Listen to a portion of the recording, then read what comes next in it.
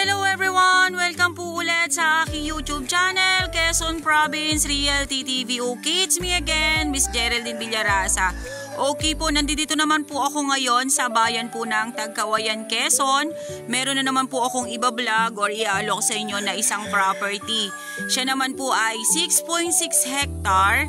Then mula po doon sa town proper ng Tagkawayan, Quezon, nasa 13 kilometers ang layo niya. Then mula naman po doon sa bypass road na binidyo ko po kanina, yung ginagawa pong diversion road ng mula po siya sa bayan po ng Guinyangan, Quezon hanggang Labo, Camarines Norte ay nasa 1 kilometers po ang layo niya. Then ito pong property na to na 6.6 hectare ay tax deck. Opo, tax deck po ulit ang ibinibinta ng inyong lingkod. Yun naman po yung pinapaliwanag ko po sa inyo about po sa tax declaration ay wag po kayong mag-alala kasi yan po ay natitituluhan. Yan pong natututukan na yan ng aking camera. Yan po yung kalsada or barangay road na papunta po dito sa property. Talaga pong hindi pa po siya sementado. Ano po, mula po doon sa bypass road hanggang dito po sa property ay ganyan pa lang po ang kalsada niya. Pero po pag yan po ay tag-init, maganda po ang kalsada papasok dito. Kaya ganyan lang po ang itsura niya sa ngayon dahil ilang araw na pong nag-iinulan dito po sa amin sa Tagkawayan, Quezon. Okay po, tara po at papasukin po natin ang 6.6 hectare ng Tagkawayan, Quezon. Okay po, ito po ay along Barangay Road. Ang frontage niya po dito sa Barangay Road is nasa 60 meters po ang lapad niya. Ano po, yan na po ang property. Ayan, dito pa lang po sa bungad, makikita na po natin, may mga fruit bearings na po tayo. Rambutan at ito po, langka. Then, ayun po, may rambutan pa rin po dun sa side na yon. Then, mga nyug po, medyo po siya, tumalibis lang po siya ng konti dito po sa may Barangay Road. Ano po, ayan, may santol po dito sa kabilang side na to. Tara po at pupuntahan po natin yung loob. Okay po. Ayan po, meron po ditong guyabano sa side na to. Then, yun nga po, yung property po dito sa bungad ay medyo po siya patalibis. Ano po, ayan po, makikita naman po natin. Yan po ay nilinisan ng caretaker po dito sa loob ng property. Kahit yung ano lang. Ayan, may bahay po dito ang caretaker. Ano po, pero yan naman po ay may usap na po sila ng seller. About naman po sa electricity, wala po tayong po problemahin kasi may electricity po dito sa lugar na to.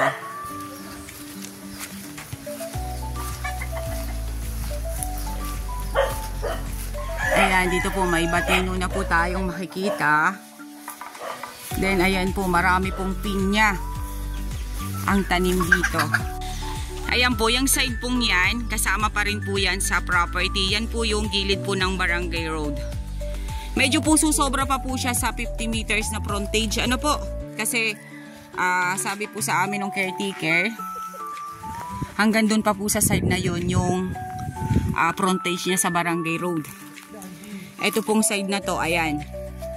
Pantayin po itong side na to. Nga lang, medyo lang po talaga siya masukal sa ngayon.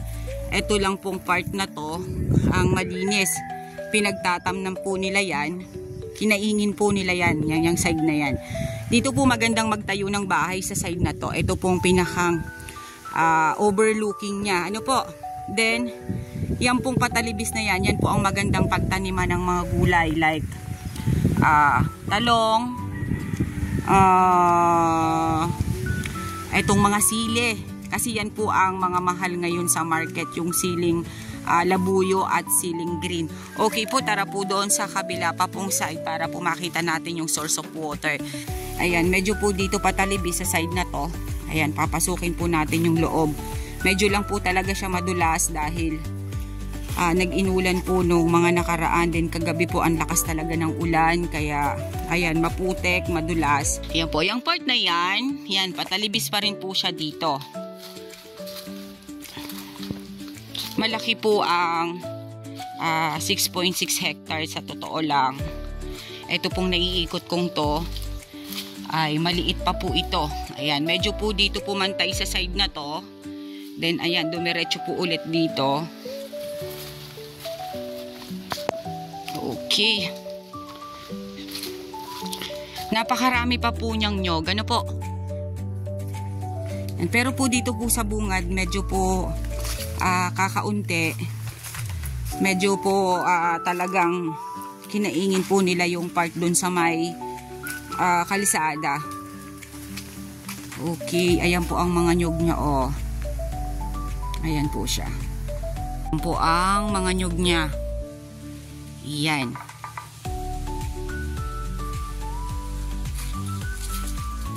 Then, ayan, pababa pa rin po tayo. Ayan, medyo malinis po itong part na to. Kasi hinawan-hawanan po nila. Hindi ko po alam kung anong gagawin nila. May mga laman din po itong mga kalagumay. Dito po talaga sa barangay na to, uso po dito ang kalagumay. Ano po? Kasi, hinahabi po nila siya. Ang kalagumay po kasi, ginagawa yung sombrero or banig, tapos basket. Yan po ang ginagawa ng kalagumay. Yan, medyo po ito ay pababa. Ito pong part na to. Doon naman po tayo sa baba. Ano po? At hinahanap ko nga po yung source of water. Iyan. Nag-uuling ata po sila. Kaya ata tinatanggal yung mga kahoy-kahoy gubat dito sa property. Yan, yan pong side na yan, kasama pa rin po siya sa area. Ano po? Then, ayan naman po ang mga nyug niya, oh. Matagal nyo pa pong papakinabangan yung nyug kasi medyo mabababa pa po siya. Okay po, papaganyan po ang property. Papunta po doon ang mga nyug niya. Nandoon po ang mga nyug talaga sa part na yon. Sabi po nung caretaker dito, nasa 300 kapuno pa po ang nyug na kanyang kinokopras dito every 3 months. Ano po? Then, eto na po yung sapa na sinasabi ko sa inyo na running water. Ayan po siya. Iyan. Yan na po ay boundaries naman po ito ng kabilang property. Ito pong side na yan. Yung side pong yan, hindi na po yan kasama sa ating binibenta. Ito lang pong side na nandito po ako sa, ito pong pinagbablagan ko. Then yan po yung running water na sapa. Okay. Pupuntahan po natin yung palayan na sinasabi ni tatay. Ayan. Ito pong side na to, kasama pa rin siya. Ayan. Medyo pa overlooking pa rin po dito sa side na to. Ano po? Ayan. Overlooking pa rin po itong side na to. Pero maganda po yung kalidad ng lupa niya. Tatay, anong tinatanim nyo dito dati? Ano pong tinatanim nyo dito dati? Nagmamaisan po? Okay po, sila po ay nagmamaisan sa side na to. Kasi siya po nga talaga ay talibis. Yun po yung madalas kong binabanggit sa inyo na maganda po ang property na talibis dahil kapag po siya umulan, meron po tayong mga pananim dyan, mga gulay or kung ano pa man pong pananim natin dyan. Pag po umulan, hindi po maiistakan ng tubig. Hindi po maiistak dun sa lupa ang tubig. Siya po ay bumababa. Pababa po yan, kaya hindi po mabubulok ang mga pananim or hindi po mabubulok ang ugat ng mga itatanim natin. Ito pong ibabaw na to, maganda rin po siyang lagyan ng bahay. Ano po? Yan talaga pong nililinis po nila. Then, ito pa rin po yung sapa. Yan pong side na yan. Pagitan pong yan, yan pa rin po yung sapa. Ayan po, may mga mais po dito sila tatay na nakatanim. Ito po ay maganda rin po itong paghasikan ng palay. Masarap po ang kanin ng galing po sa hasik. Opo. Tatay, bakit wala kang tsinelas? Masakit sa paa ba?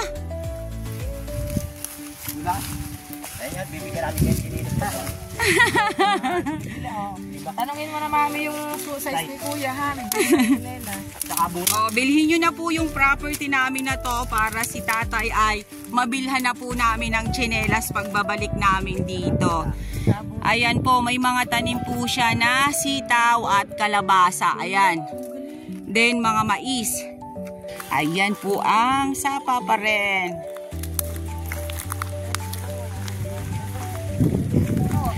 Okay, dito po talaga ang pantayin. Ayan po, ito po yung sabi po ni tatay, ito po ay dating palayan. Then hindi na nga po nila naintindi, hindi na rin po naintindi nung may-ari. Ito po yung sapa niya pa rin. O, talaga pong umanggilid po siya dito. Tama nga naman po yung ginawa nila na gawing palayan itong side na to. Ayan, kasi ito po mismo yung sapa niya. Kumbaga po ang tubig ay unlimited papunta dito sa palayan. Nga lang po ngayon po ay wala na nga po siyang palayan. Ginawa na lang po nilang taniman ng gulay. Mas maganda pa rin po kasi madali po silang makakakuha ng tubig. Ito po ang magandang gawing fish pond sa amin nila. Kasi nga po nandito nga po sa may sapa mismo.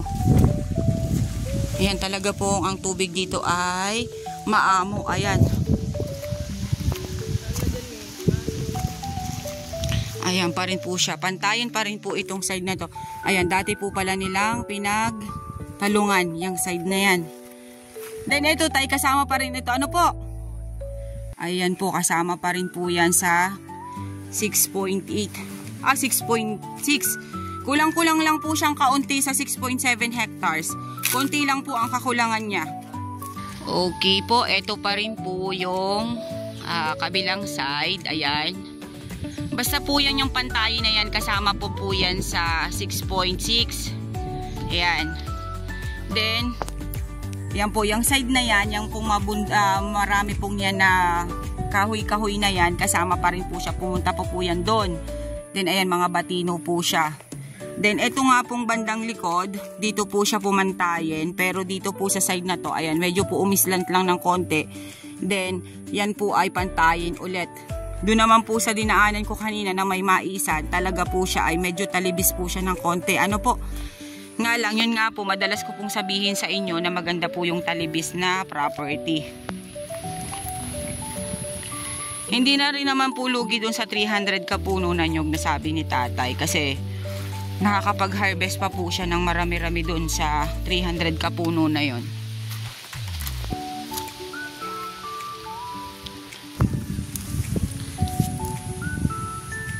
Saan pa yan? Tataniman niya mga isang puno. Nang ano po? Sa taniman nyo pa po? Halos kalahati lang. May tanim. Kalahati. Opo. Kasi nga po, dun po sa 300 kapuno niya, dun sa 6 na hektarya ay talagang manipis po yun kung tutuusin. Kasi ang isang hektarya po ay pagkadasik ay nasa 250. Oo. Pinakang ano po niya ay 200. 250. Opo. Ayun nga po, sabi ko po nga po kay tatay. Medyo po talaga yung kanyang 300 kapuno na nyog ay medyo manipis po yun sa 6 na hektarya mahigit. Nga lang, kita naman po ninyo, mas malawak po yung kanilang taniman. Yung kanilang ginagawang kaingin. Okay guys, sa Bello na po ang property namin. Dito po ito sa Tagkawayan, Quezon. 6.6 hectare along Barangay Road. Then mula po doon sa town proper ng Tagkawayan, Quezon, nasa 13 kilometers po ang layo niya. Then mula naman po doon sa bypass road na binidyo ko kanina, nasa 1 kilometer naman po ang layo niya hanggang dito po sa property. Then yun nga po, 300 kapuno na nyog. Then ang nakita ko po na mga hardwood dito ay batino at antipolo.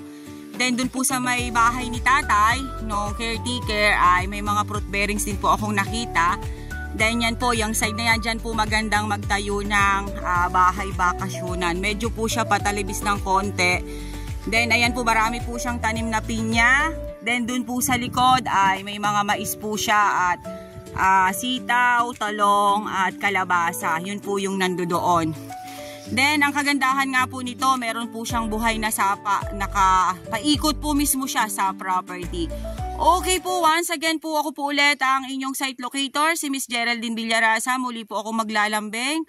Pa-like and share po ng aking mga vlog and pa-subscribe na rin po ng aking YouTube channel, Quezon Province Realty TV. Okay po, thank you po for watching.